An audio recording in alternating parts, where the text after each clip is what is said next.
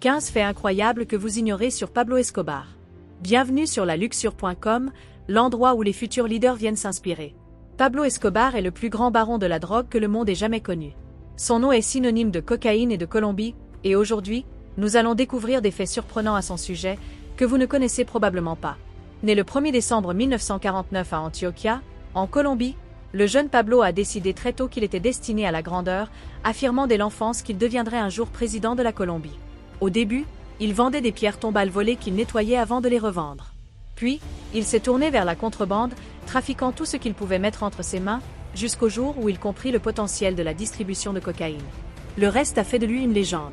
Nous vous recommandons vivement de regarder la série Narcos sur Netflix pour en savoir plus sur son ascension, sa chute et son impact colossal. Assez parlé, passons maintenant aux faits que vous ignorez peut-être sur lui.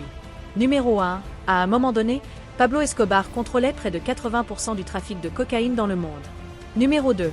Forbes a estimé sa fortune à environ 30 milliards de dollars, faisant de lui la 7e personne la plus riche du monde à l'époque. Mais lorsque l'article est paru, son fils a contacté le magazine en riant, affirmant qu'il était loin du compte. Numéro 3.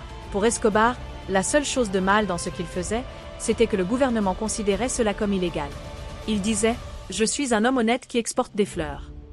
Numéro 4. Il dépensait au moins 2500 $ par mois uniquement en élastique pour tenir ses liasses d'argent.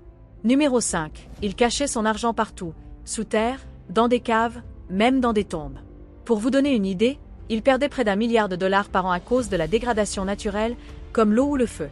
Rien que les rats dévoraient environ 500 millions de dollars chaque année. Numéro 6. Alors qu'il était en cavale avec sa famille, ils se sont retrouvés coincés dans la jungle. Escobar a dû brûler 2 millions de dollars pour réchauffer sa fille pendant la nuit. Numéro 7. Sa plus grande peur était l'extradition. Pour éviter cela, lui et ses complices ont même proposé de payer la dette nationale de la Colombie, qui s'élevait à 10 milliards de dollars à l'époque, en échange d'un accord avec le gouvernement. L'État a refusé. Numéro 8. Son empire générait 60 millions de dollars par jour, soit plus de 20 milliards par an. Numéro 9. Il a acheté un jet privé, un Learjet, pour ramener son argent en Colombie. Ce jet pouvait transporter près de 100 millions de dollars par vol. Il a même acheté une île pour pouvoir faire le plein de son avion sur le chemin du retour et a transformé cette île en paradis pour lui et ses amis narcotrafiquants. Numéro 10. Pablo Escobar est responsable de la mort d'un candidat à la présidence, d'un ministre de la Justice, d'un procureur général, de plus de 1000 policiers et de 200 juges. Numéro 11. Lorsqu'il était en cavale, il lui était difficile de passer d'une planque à l'autre.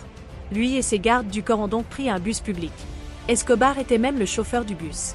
Numéro 12. Quand Pablo Escobar et sa femme se sont rencontrés, il avait 24 ans et elle n'avait que 13 ans.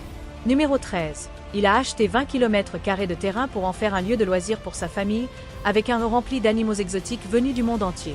Il a même dépensé 1 million de dollars pour dresser des hérons de l'Himalaya à rester dans un seul arbre. Au total, il possédait environ 800 maisons et villas. Numéro 14. Lors des fêtes d'anniversaire de ses enfants, il remplissait les pinatas avec des liasses de billets au lieu de bonbons. Numéro 15. Pablo Escobar a été tué en 1993 et les États-Unis ont qualifié cette opération de la plus grande chasse à l'homme de l'histoire. Imaginez-vous avoir une telle fortune, que feriez-vous avec tout cet argent? Rejoignez la discussion dans les commentaires. Et parce que vous êtes resté jusqu'à la fin, voici un fait bonus. Numéro 16, il adorait faire des farces cruelles. Un jour, il a mis une pastille d'Alka-Seltzer dans sa bouche pour faire de la mousse et a accusé un de ses hommes d'avoir tenté de l'empoisonner, tandis que les autres le ligotaient et pointaient une arme sur lui pendant 10 minutes. Hilariant. Merci d'avoir passé du temps avec nous sur la luxure.com. N'oublie pas de t'abonner pour ne jamais manquer une vidéo.